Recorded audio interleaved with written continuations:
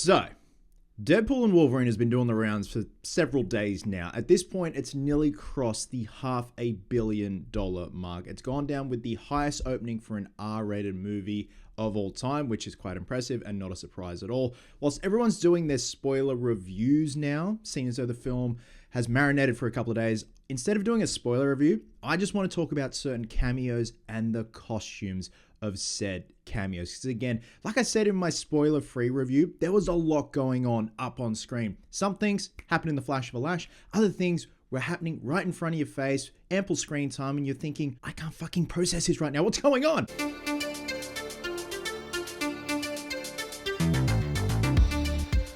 Hey guys, welcome back to a brand new video here on the channel. And yes, instead of doing a spoiler review for Deadpool and Wolverine, because with the general consensus, I had an absolute blast with the film. I want to go back and see it this week. It's not a perfect film, you know, it is very cookie cutter in terms of the storyline and the typical MCU villains where they don't give them enough to do and not enough meat on the bone in terms of the writing when it came to their motivation. But apart from that, I had a fucking blast with this film, man, and there's just so much going on up on screen, like I said.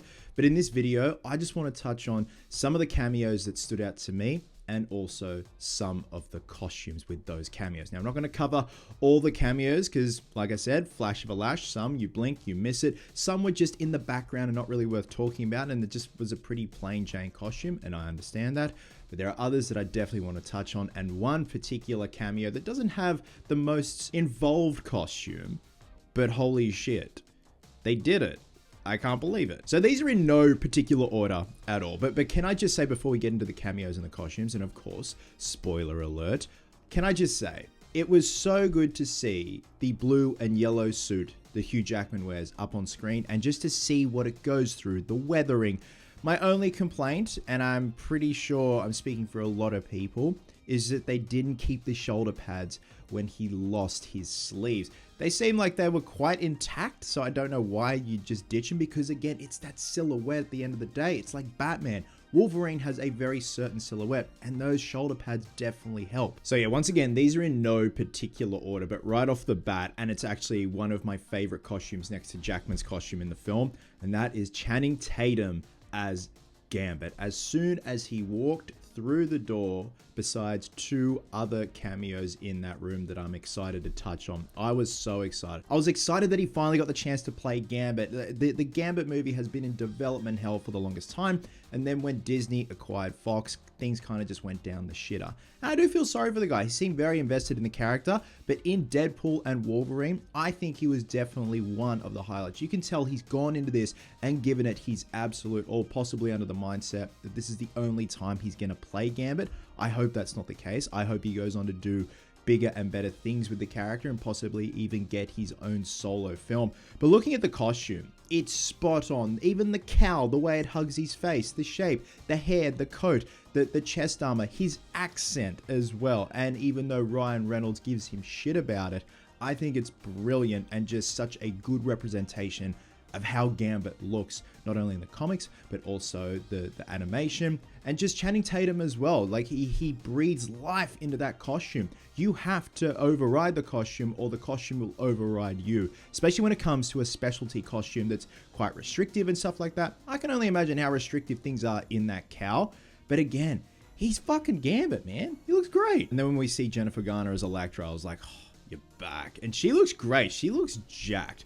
In terms of her costume, like, you know, it's fine. It looks like Elektra. I do feel sorry for her, though. Obviously, she had to start with Ben Affleck in Daredevil as Elektra. Then she had her own spin-off film that didn't do quite so well. And, you know, you'd probably be a bit bitter and a bit upset over that. But to see her back, it was great. I thought Affleck was then going to walk through the door as Matt Murdock in a new Daredevil suit. But then they obviously touch on that and they kind of throw a bit of shade Ben's way. But either way, I was just happy to see her back. I love her. And yeah, she looked like she trained for this one. So good on her. So this is the one where I didn't even put two and two together and think this is Johnny Storm. I'm just like, oh fuck, Steve Rogers is in this. This is great. Not realizing it has a lot to do with 20th Century Fox. Chris Evans. Not Chris Evans as Steve Rogers, aka Captain America. Chris Evans as Johnny Storm from the two Fantastic Four films many, many years ago. And I think that was such a genius little bit of writing when he's about to charge up and Deadpool's like, oh my God, he's going to say it, Avengers, and he goes flame on. The whole audience just pissed themselves because it's kind of like,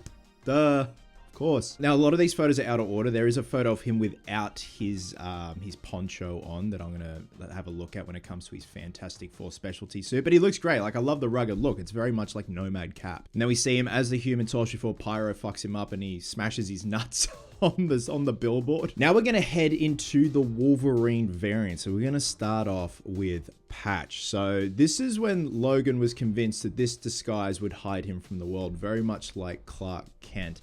And we saw in the trailer the back of him and we thought, well, that's Patch, but is it going to be Hugh Jackman? Is it going to be Daniel Radcliffe? Is it going to be Henry Cavill? We don't bloody know. I mean, it's an eye patch and a white tuxedo, but he looks like Patch and he looks great. Now, even though technically we've seen Old Man Logan, we get a really accurate Old Man Logan. When Deadpool's trying to enlist the help of certain variants of Logan, he comes across Old Man Logan. Hugh is clearly channeling his Clint Eastwood here. He looks great before he blows Deadpool away. Again, these were the blink and you miss it, but there's so much going on and so much information up on screen. You're like, I really need to see this again. This one made me smile from ear to ear. The brown and tan suit when he's going up against Hulk when they've recreated this particular illustration. And I love stuff like that, man, where they put in the time, the effort to really service us fans and just make it look absolutely brilliant in live action, even though obviously you got the help of CGI, but the practical, the CGI, they all work well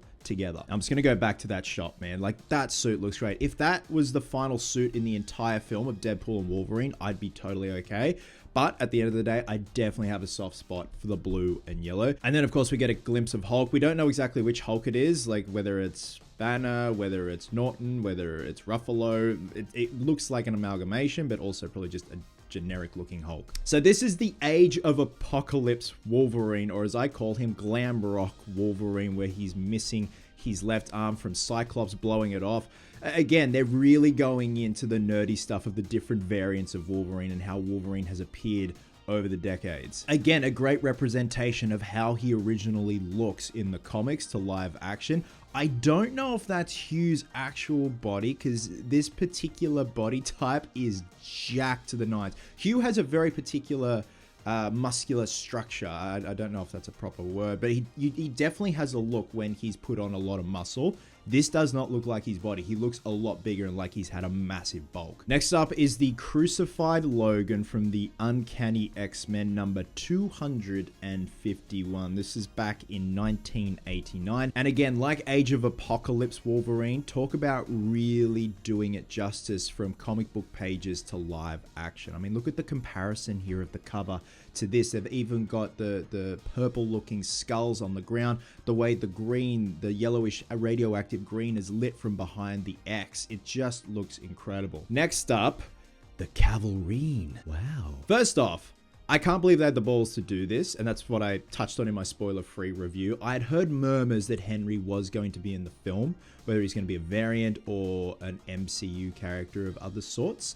But the fact that they did this, and it's not fair how good he looks as Wolverine, and if they ever in a Multiverse of Madness recast, I would love to see him play Wolverine. He looks great. It's funny, as the montage was happening, and you could see the camera getting closer to him when he's revving the motorbike and working on it whilst, you know, there's other variant action going on. I'm like, that doesn't look like Hugh. And then when I got out of the film, I was talking to my mate Sam, who was in the other center. He goes, bro, straight away, I knew that was Henry Cavill's tricep. And I'm like, you're right. He has a certain look of his tricep and his deltoids. I'm like, we really need a life, man. But look at that. The chops, the hair, he looks too damn good. Like, he really sells it. I can only imagine he'd be like beaming inside when he was filming that. And I also love Wade's little dig at DC when he's like, I'm paraphrasing, those, we'll treat you better than those fucksticks down the road. Can you imagine if he actually said DC?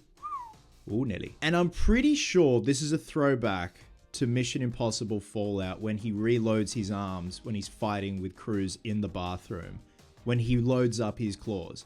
If that's true, that is beautiful. Next up, Wesley Snipes back as Blade. I never thought I'd see the day because to my understanding, Wesley Snipes and Ryan Reynolds had a massive feud on Blade Trinity. Look, you hear a lot of things, you got to take it with a grain of salt. Even Patton Oswalt, who was in Blade Trinity, said Wesley would only answer to Blade. He wrote post-it notes for the director, David S. Goyer, and he was just really hard to work with. And I thought we'd never see him back, let alone in a Deadpool movie with Ryan Reynolds. And it was just so good to see him back on screen. Obviously, he's a lot smaller these days. You know, he's a bit older, so he probably can't train as intensely as he did back in the day. Still looks great. I would love to see him in the old school costumes from, say, the first Blade film. To me, that film just still stands the test of time. It's fucking brilliant. I have a soft spot for Blade Trinity. Leave me alone. I think it's because I was trying to like lose weight when I was a kid. I was a bit overweight and trying to get into shape, and seeing Ryan Reynolds' transformation into Hannibal King physically, I was like, ooh, that's inspiring. But even the little subtle dig Wesley says in the film where he's like, there's always going to be one Blade. I'm like, fair enough. Regardless of what's going to happen with Mahershala Ali, I have no idea. So here's a better look at the Fantastic Four suit that Chris Evans sports as Johnny Storm. And again, it looks great. It's a nice little modern take on the Fox suits. I love those suits. I love those films. They're silly, but they're silly fun, especially the first one. And he's great as Johnny Storm. Like, he really cut his teeth on his comedic timing, but also being an action star at the same time. Especially Michael Chiklis as the Thing. Like, that to me is some spot on casting. So now we're getting towards the end of the film and also the end of this array of random photos that I have. So this is at the end of the film where Wolverine, Deadpool are taking down Cassandra Nova, and his top essentially breaks away. And at this point, he's sported the cowl. The cowl has gone on when they're about to go up against the Deadpool variants. Now, we'll also touch on the Deadpool variants, but this is when his top breaks away and he just looks like final form Wolverine. I'm pretty sure this is Jackman's body. There are some shots of him in the cowl, like this one here. It's obviously CGI because it starts off with Hugh without a cowl on, and then he obviously does the action of pulling it over his head. But there are times where it looks like the cowl is just floating on his head and it's not like an actual practical piece. I don't know if that was to avoid spoilers whilst filming and they've just thrown tracker dots on his face. Who knows? But again, he looks so damn good in the cowl. So much so that even Ryan Reynolds takes the piss and says, it's like Batman, but he can turn his neck. I'm like, touche. Again, I really need to let the whole shoulder pad thing go, but can you just imagine this shot here with those shoulder pads on? It just completes the package. Now, how could I forget comic accurate Logan? I had a feeling they were going to do it, and right before we went into the film, I said to one of my friends, can you imagine if they did like short comic accurate Logan? And holy fuck, the way they framed it, where you think this is a regular sized Wolverine and then he jumps off the stool. He's just a baby. But they've also got the hair on the arms. It's great. It's how my arms look. It's fantastic. And finally, the lineup at the end where they're going up against the other Fox characters, and they just look great. I think the standout for me definitely is Channing Tatum as Gambit. Like, so many people are going to start cosplaying him, and I don't blame him. Again, he looks like he's having a ball. Everyone that did their bit, even though sometimes it's a small, tiny little cameo, they all look like they're having an absolute blast. I'm still trying to figure out, I don't know if any of you guys know, if it is indeed Ray Park back as Toad. Doesn't look like him, but he's credited, or sort of credited, but uncredited. It's on IMDb that he was Toad. So I have no idea. I probably should just go to his Instagram and see if he's posted anything. Now, when it came to the Deadpool variants, there was a shitload. Obviously, we had Lady Deadpool that was voiced by Blake Lively. It would have been cool to see a mask-off scene, and I just would have spit chips if it was indeed Taylor Swift. I was like, why? Have it be Blake Lively. It's Ryan Reynolds' wife. It just makes sense. Then you've got Baby Pool and Kid Pool that were supposedly voiced by two of Ryan Reynolds' kids. You've got Welsh Pool, who was played by a member of the football team that Ryan Reynolds and Rob McElhaney, pretty sure that's how you pronounce his last name, own. Nice Pool. I fucking love Nice Pool, man.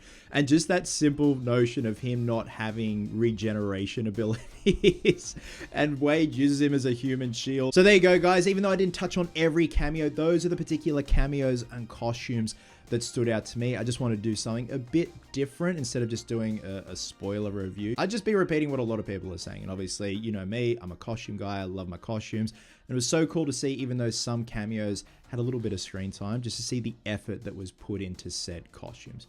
With that being said, drop a comment below. Let me know who is your favorite cameo and your favorite costume. Doesn't have to be the same person. For me, I absolutely adore the blue and yellow suit that Jackman sported. Love me some brown and tan Wolverine, but I think Gambit really stood out to me, and I'm just happy that Channing finally got his day out as Gambit. Love you guts, and I'll catch you in the next one.